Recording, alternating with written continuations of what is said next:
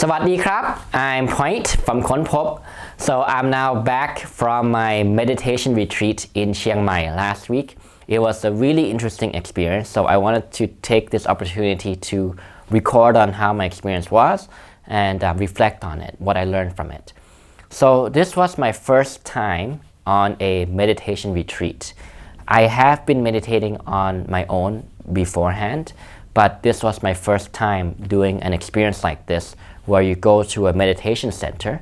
In this case, the place that I went to is called Wat Umong in Chiang Mai province.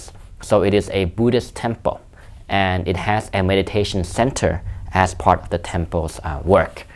And this place was actually quite convenient to get to because it's very near Chiang Mai airport, so it was convenient to travel to. On the first day, I had to adjust myself a little bit because I wasn't so used to the schedules of the place yet and the routines, because there are routines in this meditation center even though they weren't so strict. So I'm actually very grateful for that because I think it's suitable for a beginner like me. So the schedule goes along the line of you wake up really early in the morning, say 4 a.m. or 4:30 a.m., and then you make morning prayers, and then you do your own meditation, and then there's a morning cleanup schedule, right? So we clean up as a group, clean up the common areas, pretty much sweeping the floors or sweeping the areas to clean the leaves that fall onto the ground, etc. Right? And then you have breakfast, and then you do your meditation. Then lunch comes, and then you have a break, and then you do your own meditation, and then you have another cleaning routine in the evening, and then there is a break, and then you have an evening prayer ceremony, and then you go to sleep at around 9:30 p.m. So that was the adjustment for me because I'm not used to operating under such a frequent schedule, such a frequent change in schedules, and also not used to sleeping that early and waking up that early because I generally sleep quite late, and that is actually a habit that I've been meaning to work on. So the first day I had to take time to adjust to the new stuff. But what I learned from meditation is this. I think that the reason why meditation gives rise to a sense of calmness or sense of peace, and therefore some level of wisdom, is because of this. Think about our own experience in the way that we carry about in our everyday life, right? We're generally so busy in our daily schedule that we're always chasing after the next thing on our to-do list from when we wake up until we go to sleep. And even when we're relaxing, if you really notice and really self-reflect and pay attention to yourself, our thoughts or our mind is generally all over the place. We're either thinking about some future event, and that thought usually has some component of worry or fear or doubt associated with it, right? Say we worry about whether or not we can finish our work in time. We worry about our family relationships. We worry about our personal romantic relationships. We worry about our work, our career, etc. We worry about events in the future that hasn't yet come, that hasn't happened yet, right? At the same time, on the other side of the coin, we may think about the past, and that thought processes may have some component of regret or depression or some negative feeling about being stuck in the past. So when we think negatively about the past, when our mind is wandering off in the past, and we have negative thoughts associated to past events, that is some form of depressive thoughts. Or worrying about the future leads to anxiety, right? What meditation does is it trains you to focus on the actuality of your present experience.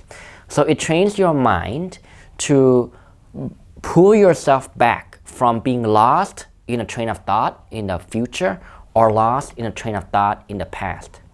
And they do that by getting you to focus on, say, your breath, right? Because as you focus on your breath, right, like let's say you're in a meditative state and you're breathing, right? So you breathe in, you focus on your stomach. As your stomach rises, and when you exhale, your stomach falls and the breath goes out, right? And what that actually trains you to do is brings you back to the present moment.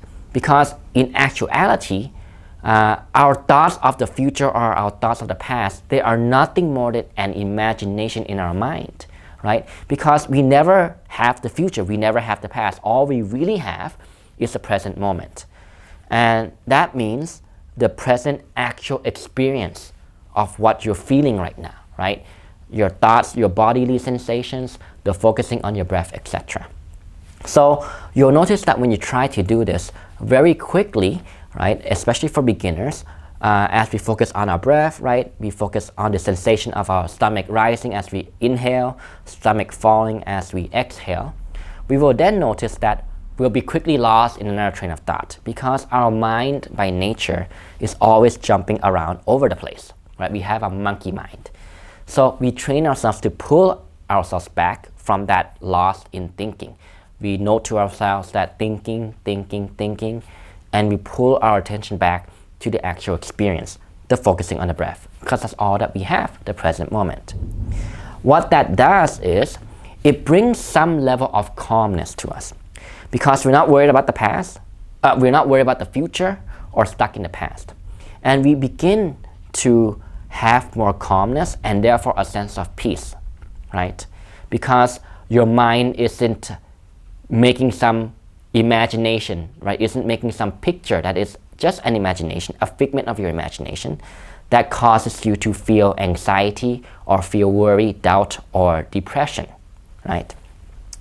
Or negative thoughts, for example. Then as you begin to be more calm, as you focus your attention on the present moment and you're more peaceful, right? As by training yourself to pull your thoughts back to the present moment, focusing on, say, your breath, right? Then wisdom can actually arise. So the answers to some problem that you've been worried about previously, they will start to arise. Because when your mind is more calm, your mind is more clear. It is less dominated by any emotional filter. Because if we begin to meditate, we begin to see that actually most of our behaviors in our everyday life and our thinking habits are actually stemming from the filter of our emotion that we may or may not be aware of, right? So when we bring clarity to our mind by being calm and peaceful in that present moment through meditative practice, or say through enjoying the beauty of nature and being so in tune with your actual experience of being, appreciating nature. Say when you walk in the park and you really appreciate the beauty, you're so in tune with the moment that you feel some peace. Then you're able to contemplate more clearly and you think more objectively. And that's where the answers to some things that we may be worried about start to come out. We begin to see things more clearly. We begin to see that, my worry for that future thing, my next presentation at work tomorrow or next week, worrying about it isn't going to help me, right? But that doesn't mean that I remain indifferent. It means that I can take action in a more cautious way, in a more intelligent way, in a more wiser way, free from worry, which actually makes me more effective. That's an example, right? So this is what leads to wisdom and also intellectual understanding, right? But the key thing I want to share is this. So that's one benefit for sure of meditation. That's one benefit for sure. There are many, many benefits. And I guess one way that you can look at it is there are many different objectives, so to say, that we can pull out of a meditative experience.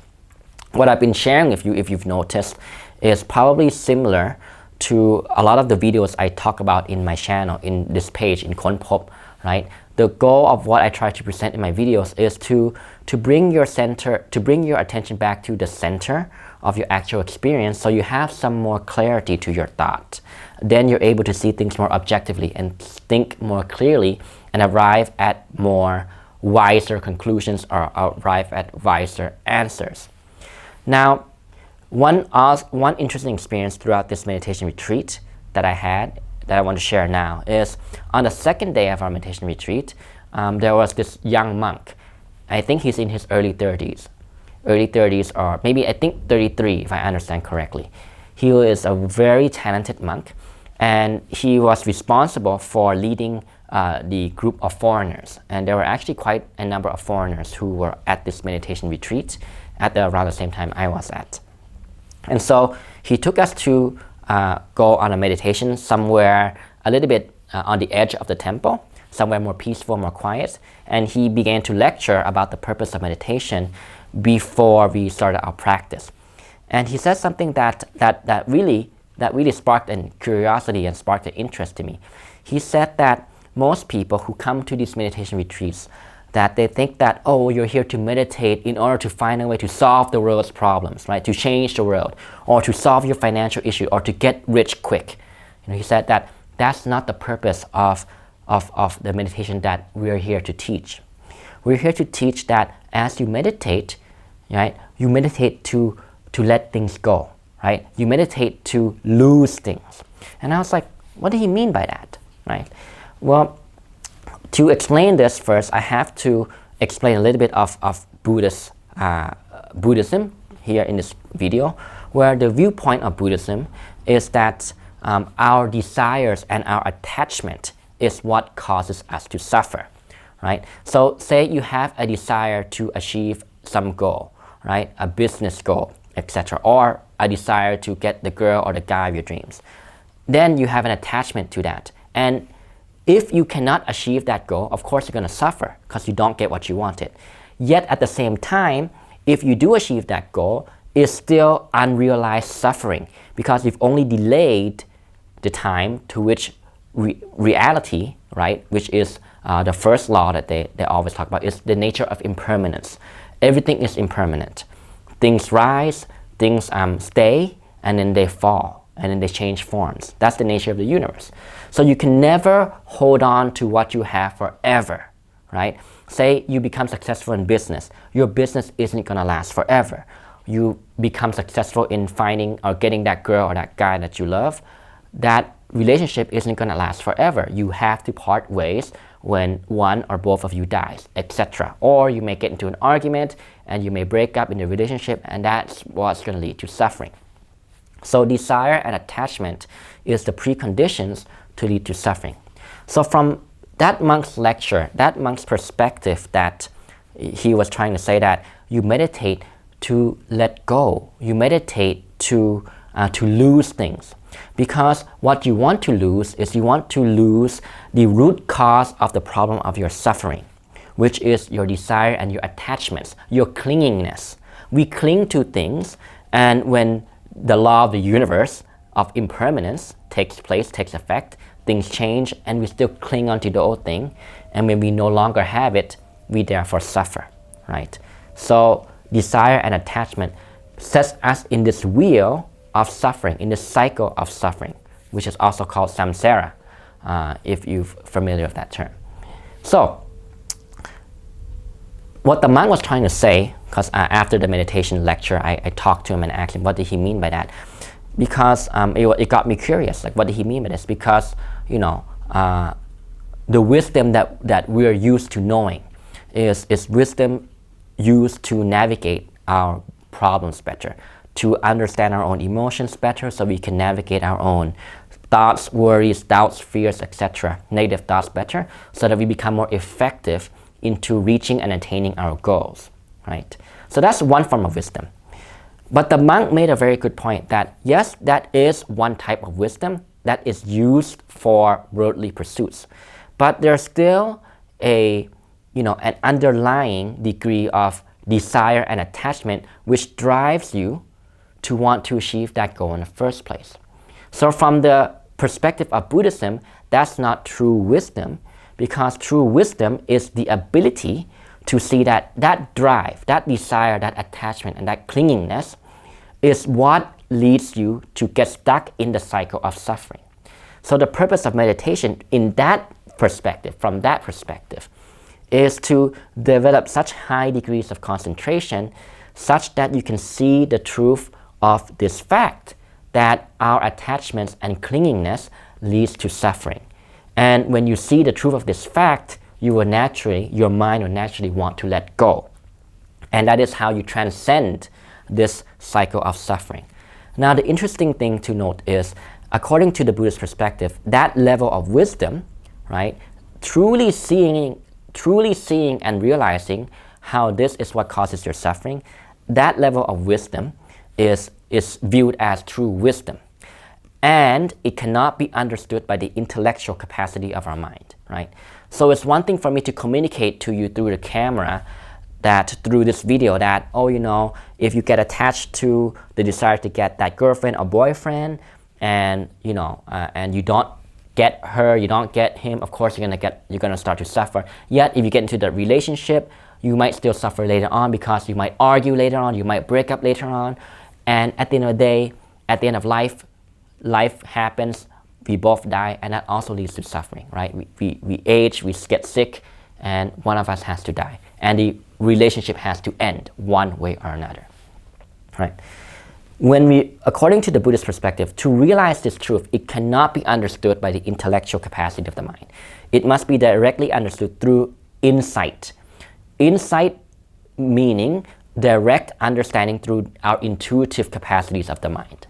So I'm just trying to explain to you the conclusion of the conversation that I had with the monk, and I'm just trying to summarize what was the gist of it for you.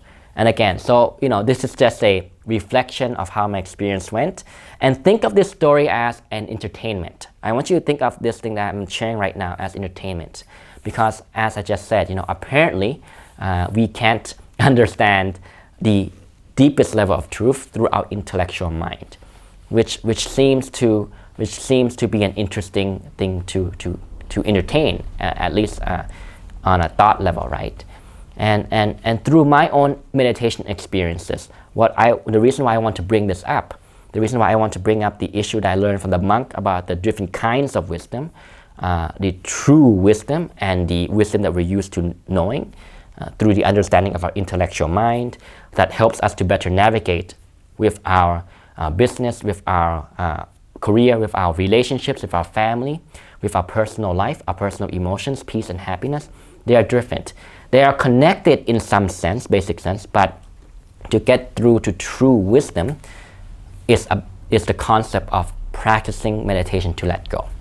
So yeah, I just wanted to share that, because my own meditation experiences, even though I don't understand true wisdom for sure, I don't understand that I don't claim to understand it, and for sure I don't have any clue about what it really means, but my own meditation experiences has shown me that there is something deeper in our mind there.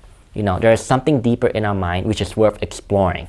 And I think that if we can access that dimension of ourselves better and be more in line with it, it would be very helpful in terms of our personal happiness, personal peace, personal satisfaction in life, and in the way that we care about life, because life is full of uncertainty, and therefore we will have to deal with these, you know, unfavorable events in life. You know, life throws us difficult challenges, and I guess that's the point of the video and the point of my channel, is to promote a better ability for us to handle these difficult challenges which life will throw at us.